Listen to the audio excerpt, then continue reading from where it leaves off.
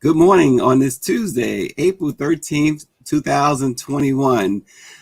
Let it be known, how much understanding do young children have about keeping their bodies safe around everyone, including their family and friends? Well, very important topic. We're going to discuss with author Terri Johnson of Body Safety Zones. She authored the book Body Safety Zones to help teach young ones and their parents about the importance of keeping our children safe from predators. But first, of course, we bring on the news right now, the headlines right now. And the headlines, of course, are not always good. Katie Wright, the mother of the 20-year-old African-American man shot and killed by police a short distance from a Minneapolis courtroom where former cop Derek Chauvin stands trial for the murder of George Floyd, is searching for answers this morning. She and a frustrated community that still has not wrapped its head around George Floyd's very avoidable murder said there was no reason for officers to shoot her son, Daunte Wright Sr. She says, my son was 20 years old, only 21. 20 years old, I'm sorry. He got pulled over for having air fresheners in the car that I just gave him. All he did was have air fresheners in the car, and they told him to get out of the car. The Brooklyn Center police officials claimed officers had pulled Daunte Wright over for a traffic violation. The officer who shot and killed Daunte now says that she thought, and according to video, she thought that she was shooting him with a taser. Of course, Mr. Wright continued to drive on and crashed the car after suffering the gunshot wound. He died. His girlfriend was in the car with him at the time. And again, there is so much unrest in Minneapolis. They're chanting justice for Daunte Wright. We've seen the various photos, the videos, a really, really sad story, but it continues to happen. Police encounters with African Americans. We continue to read about it. We continue to write about it. We continue to talk about it. A female passenger that was in the car with Mr. Wright, she suffered non-life-threatening injuries. We're grateful for that. The Minnesota Spokesman Recorder's editor, Mel Reeves, tells the Black press that people in the Twin Cities, especially young Black people, are outraged by the police killing of Daunte Wright. Wright was unarmed, and there is no apparent or logical reason why Brooklyn Center Police would have shot him during a traffic stop. Mel Reeves said. Mel Reeves and the Spokesman Recorder, along with Insight News, Al McFarland, they continue to cover the George Floyd situation in the trial of Derek Chauvin, which is now in its third week. We continue to bring you this sad news about police shootings. At some point, we are expected to hear today, I understand, from President Joe Biden on the latest situation. Minnesota's governor also tweeted about the situation too, tweeting that he was very unhappy with what had happened, and his office is also launching an investigation. So we'll continue to keep you updated. You can read about that at the Spokesman Recorder website and the Insight News' website, as well as Black Press USA. We'll keep you, blackpressusa.com. We'll keep you posted on that. One of two police officers accused of pepper spraying and pointing their guns at a Black Army officer during a traffic stop has been fired. A Virginia town announced on Sunday that hours after the governor had called for an independent investigation into the case, that the officer had been fired. The town of Windsor said in a statement that it joined calls from election officials, including Governor Ralph Northam, that is, and requested an investigation by Virginia State Police into the encounter, which happened in December of 2020. It was just recently brought to light because of video that surfaced online. It was U.S. Army Second Lieutenant Karan Nazario, who said that the officers not only used slang, but they pepper sprayed him as well. He said he was simply trying to pull over into a safe spot, a well-lit spot, because it was dark. The Associated Press claimed that Nazzaro was trying to elude the officers, but that claim has since been disputed by the video. He was simply going to a well-lit area. In a statement Sunday, when Windsor officials said an internal investigation opened at the time into the use of force determined that the department's policy was not followed. Disciplinary action was taken, and the officer, Joe Gutierrez, I can't pronounce his name, Gutierrez, I'm sorry, has been fired. We continue to bring these stories. They continue to, the more things change, the more they stay the same. And so we will continue to follow that as well. Actually, the lieutenant has filed a lawsuit against the Windsor Police Department in Virginia. So again, that's something else you can follow on Black Press USA and our local papers in Virginia. Right now, we will bring on our president and CEO, Dr. Ben Chavis. Good morning, Dr. Chavis. Good morning, Stacey, and how are you? On behalf of the National Newspaper Publishers Association, the Black Press of America, this is another day. Black history has been made every day, and the Black Press is on the point, not only covering the news, but being an advocate for freedom, justice, and equality. Yeah, and you know, one of our viewers, Dr. Chavis, Annette Phillips, is writing that we must watch where we spend our money as we continue to see the situations that we talked about this morning with the young 20-year-old father in Minneapolis shot and killed by police. Dante Wright, yes. And you know, and also the Army lieutenant who was pepper sprayed, and they used slang and you know, pulled him out of his car. We continue to monitor these situations, but going back to what Annette Phillips said, we hear that a lot, Dr. Chavis. We must watch where we spend our money. Can you talk a little bit about that? Well, yes, we have to watch where we spend our money. We should not, you know, former slaves should not empower former slave masters. And so we spend over $1 trillion in the U.S. economy. And so we should be selective how we spend that money. We should spend and invest in those companies and those businesses that support us, like what happened in Georgia when Delta Airlines and Coca-Cola found out that the state was going the wrong way on voting rights with voter suppression. They decided to speak out that because they wanted to make sure that Black people continue to fly on Delta and continue to drink Coca-Cola. So Sister Annette is right. We have to be wise. We have to be selective. Every dollar counts. And so we should not be spending. It's like this guy that sells pillows. I don't mind saying it on the air. But we cannot be buying this guy's pillows because he supports white supremacy. And so we have to be very conscious and very selective. And our job in the Black Press is to keep our people conscious and aware of those companies that support us and those companies that do not support us. Yeah, and David Youngblood is absolutely right too. And this is another sad commentary, but he's speaking truth here. He says you can pick any day in America and find an example of an assault on a Black man by a police officer. Any day, pick one. And that's extremely difficult to dispute when we see day after day. And in the case of the young Dante Wright, not far from the courthouse where Derek Chauvin is being tried for George Floyd's murder. Only 10 miles away, only 10 miles difference. Yeah, unreal. Well, Dr. Chavis, we're going to talk about something else that is extremely vital in our community. Understanding about young children and keeping their bodies safe around everyone, including their family and friends. This morning, we welcome our guest, the author Terri Johnson of Body Safety Zones, BSZ. Good morning, Terri Johnson. Good morning. Good morning, Sister Johnson. Thank you so much for being with the Black Press this morning. Thank you both for having me. Yeah, absolutely. So, Terri, you put together a wonderful book called Body Safety Zones. Tell us about that. Okay, so actually, I'm almost at my 1 year bookversary. I wrote Body Safety Zones last year, but I've actually been writing it for about 30 years.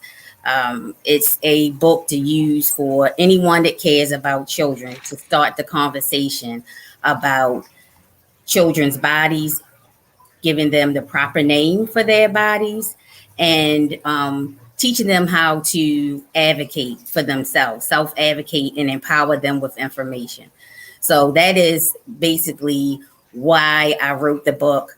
What really motivated me to finally get it out is I was working down in Baltimore in our central booking processing. I had to see mental health, had to see everyone that came through the doors. And a lot of people that I did their initial intake and assessment, about 85 to 95% of them that had serious charges or repeat serious charges had a history, extensive history of abuse. The ones with the more violent charges had been even sexually abused. And so, it's kind of, I always tell people I actually pushed it out because of how many adults I saw were survivors and thrivers of abuse. And when I was providing supervision in the various prisons in Maryland, it got really, listening to my supervisees' cases, listening to in their groups when I would participate in their groups and listen. A lot of them had horrific histories of abuse.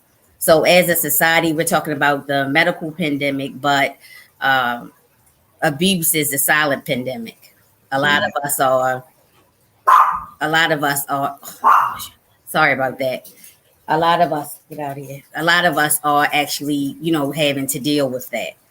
Yeah, absolutely. And I want to say good morning to Al McFarland of Insight News out there in Minneapolis. We know that they continue to do a yeoman's job. Al is watching on our YouTube channel, Black Press USA TV, and we continue to follow what Insight News and the Spokesman Recorder is doing as far as covering the George Floyd situation and the Derek Chauvin trial, and now this latest shooting of the young Dante Wright. But getting back to Terri, body safety zones, it's so important. I know you have a lot of stats that you have given on child abuse and child sexual abuse and what can be done to prevent it. What are young kids especially learning from body safety zones? Okay. Well, one of the biggest things is that they are naming. I name them only with numbers, right? And so when I talk to them about their body safety zones, a lot of times when I was trained in social work school, we talked about what the bathing suit covers. Okay. But the thing is that predators, they find a way to get around things. So if I teach a child that, no one is supposed to touch what your bathing suit covers, that doesn't cover the boy's top, which is also an erogenous zone for males, and it doesn't cover the mouth. So the body safety zone, actually, there are 4 zones, and I leave it up to the parents because of how difficult a lot of people have with even talking about it. I decided to put them in zones and number them.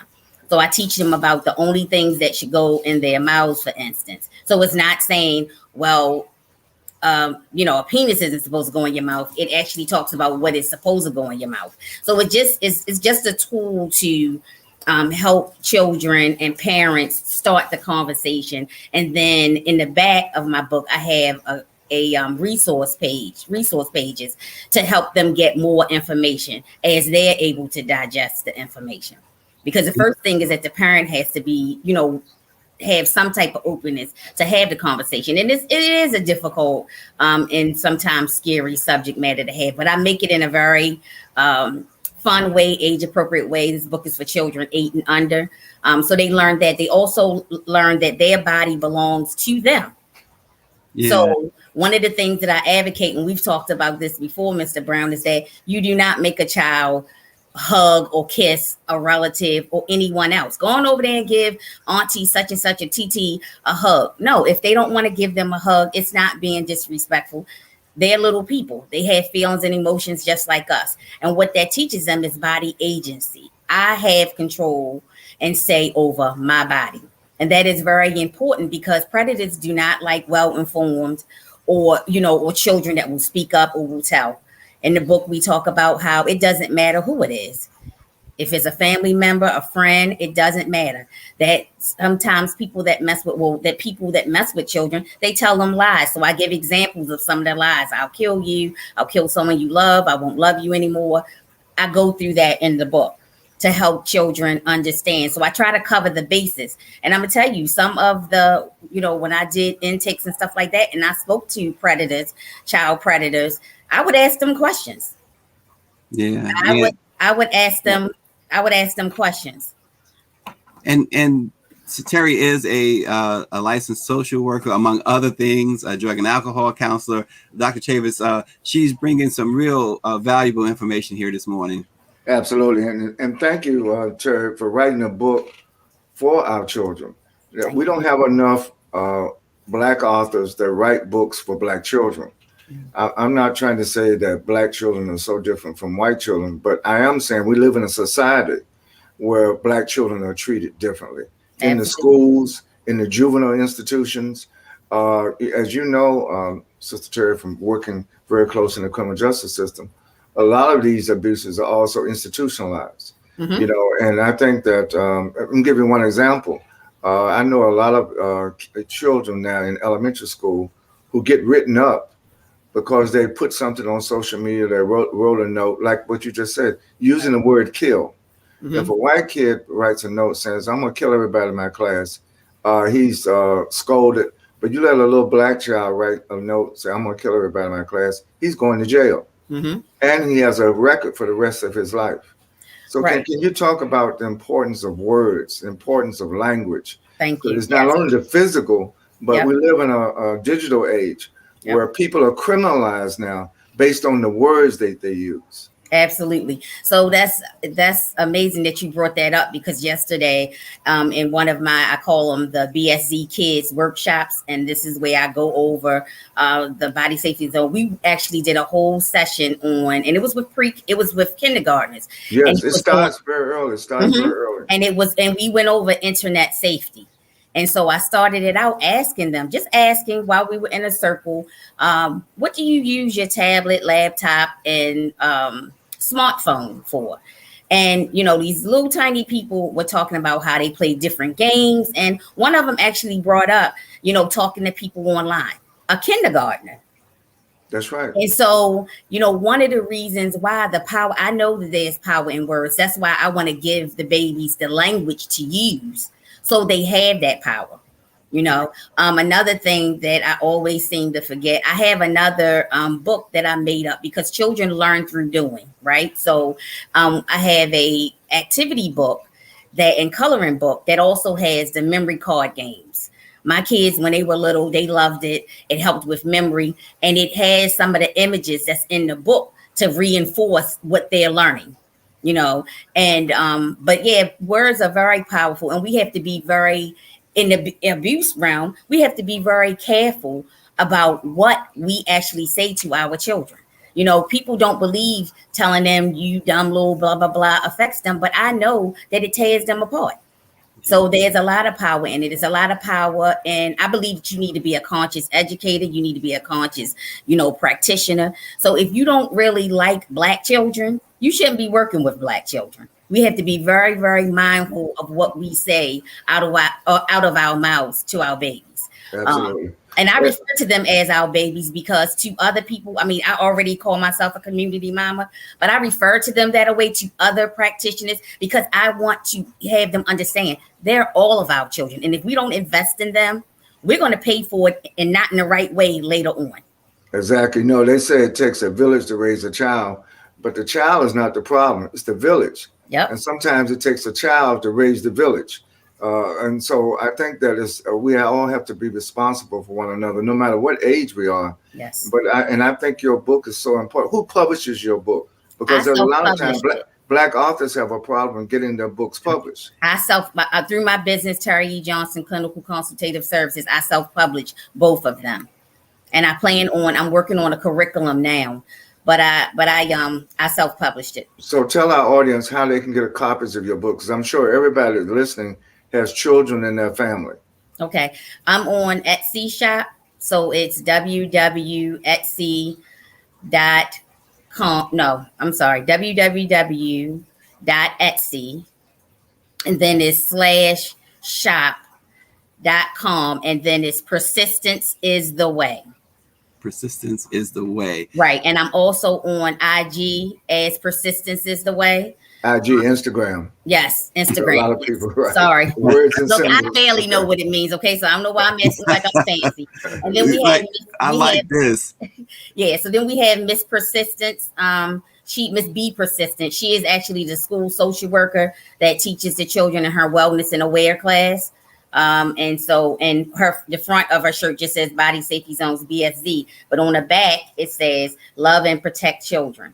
Wow. Right. There's a study, and I'm going to let States come in. There's a study that just came out that shows that pre-K, young people in pre-K are exposed to informations today in 2021 as the information was exposed to high school graduates. Yep. That shows you how much information that young people, even in pre-K age, are exposed to.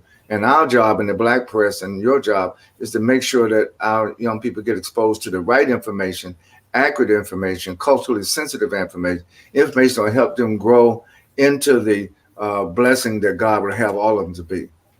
I agree wholeheartedly. Yvonne Smith reminds us that the book is also available on Amazon.com. So Amazon.com also has Body Safety Zones BSZ. You can purchase it there. It's such an important book. Good morning to Bobby Henry, of course, and a special good morning to Sylvia Wilder. Thanks for watching, Sylvia. Shout out to the entire Wilder family this morning. Terry, yes, I want to say something about that since we all on the Black press. I think Benzo's, he gets enough money. Okay, when you purchase from my Etsy shop, you get it directly from me. And part of the proceeds, I don't get that much from, not to be tacky, but I don't get that much from Amazon. And my goal is to make sure that a part of the proceeds goes towards helping children that are in foster care and, group homes and shelters, homeless shelters, and domestic violence shelters to get my book. And I can't do that with the $3 and something I get from each book from, Amazon. And so it's me pouring back to make sure children that are at higher risk, which children in shelters and in foster care are at higher risk of being exploited. So that's why I try. And to be quite honest, the quality of the book is a lot better. So, you can't get that if you're far off in China, maybe somewhere. But if you're here in the United States, I'm more than capable of shipping it to you, and you can get a signed copy. So I just want to push that a little bit. Not a problem at all. You're talking with two published authors here anyway. Dr. Chavez, of course, is very accomplished. Yes. And I've had the privilege of being an author as well. Right. So we totally get it. And plus, what you're doing is so special. And we certainly want people to go that route, especially with what you intend to do with the proceeds. What signs, Terry, should parents and teachers and people who support young people look out for when children may not be speaking up? And that comes from our producer. Great question from our producer, Enchanta Jackson, on that. Yes, thank you, Ms. Jackson. Yes, so one of the things you want to look out for is a change in their demeanor, change in their behavior. If you have a child that is really usually quiet, reserved, that starts behaviorally acting out, and it can be physically, it can be sexually, it can be even verbally. If they're becoming aggressive, you want to start exploring that. If a child starts, being more sexualized in their behavior, young children, really young children, pre-K and lower, they do kind of explore. But if the child is showing concerning behavior, I say, it's better to check it out than to just sit by and wonder. And then you definitely, it's no harm in reporting. I know a lot of people, and especially in our community, are afraid and concerned about Child Protective Services. They're the people that snatch your children, but they're the people that they're the only ones that can do the investigation. Go ahead, Terry. They're the only ones that can actually do the investigation. So you can always, look at your national black social workers, take them to, someone that is like you, shop around, have them to see a therapist. But you definitely want to address it. Also, we need to be careful of, when children are playing and things like that. A lot of people think, okay, it's always just an adult and a child. But we have instances where there are children that may be 11 and that are the predators, and they're 3 or they're, 4. So you also have to be careful when children are playing, they're quiet and things like that. You want to look out for that. Changes in their behavior at home, in the community, at school. For a child, it's not like a child that is kind of gregarious, that all of a sudden they're really withdrawn. They stay to themselves. So it's really knowing knowing your child, and seeing, any variance in their behavior, their demeanor. It's very important. Yeah, the book is Body Safety Zones, BSZ. Dr. Chavis, I'm going to throw it to you for your closing thoughts. Well, I say information is power. And certainly the information that Terri Johnson is sharing with us is powerful, is needed. And we encourage all the parents and all the young people. Also, I'm glad you mentioned about the age thing, because we need young people of all ages to be conscious of this. And also, Terri, we find that in the Black community, there aren't that many people that are publicly known where people can go to get help. A lot of times I've known professionals in social work that are not African American, and sometimes those professionals also take advantage of Black kids and take advantage of Black parents. They charge them a lot of money, and at the end of the day, there's no difference. There's no really help. So we need more, Terri. We need more of you. Is an association of people that do the work that you're doing. Tell us about the trend in Black America. What is the pendulum moving in the right direction? Or Yes, this sir. is an area that we're not moving in the right direction? Yes, so actually it is.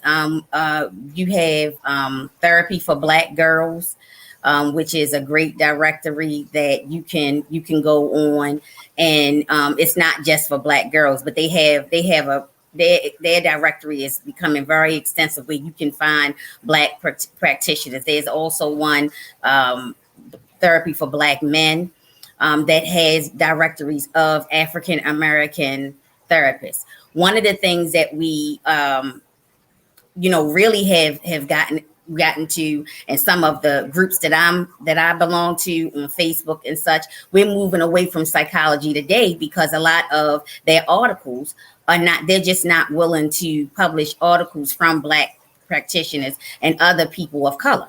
So you have people speaking on things, as you were saying, Dr. Chavis, that's related to us, but they're not using our voice. They're using what they believe our voice is, or what they're telling us. And because of historically how we have been monitored, surveilled, lord over, that's not a good look for us to continue to allow people that don't look like us to say what our issues are. We know very well what our issues are, and we also know how to heal each other.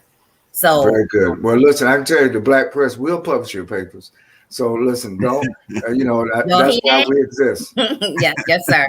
And I will share that. I will definitely share that. I'll get information offline, and I will share that in the group, because that is something. One sister, she wrote a fantastic open letter to them, and they didn't even get back to her. They didn't even show enough respect and professional courtesy to get back to her. So I will definitely share that. I'll drop it right in the group, because we have some phenomenal clinicians and clinicians of color. So I will share that for sure.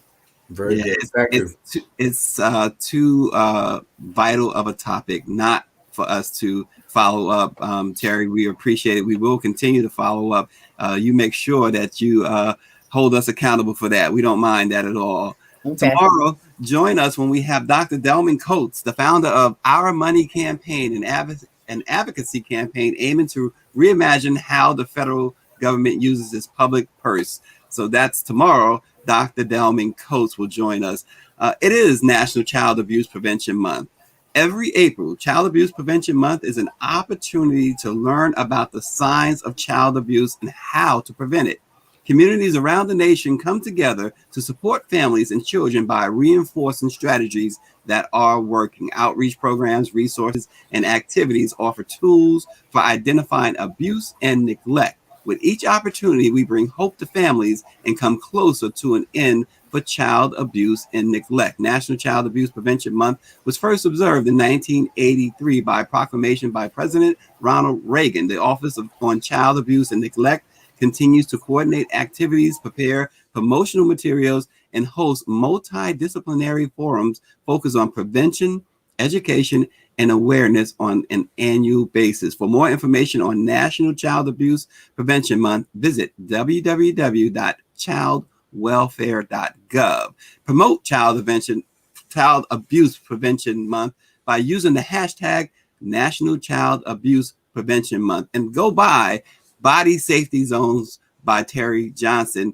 Very important book. Let it be known, a child is the most precious gift a parent can receive. Honor that child, protect and nourish him, and you'll realize it's a gift that forever gives. We will see you tomorrow.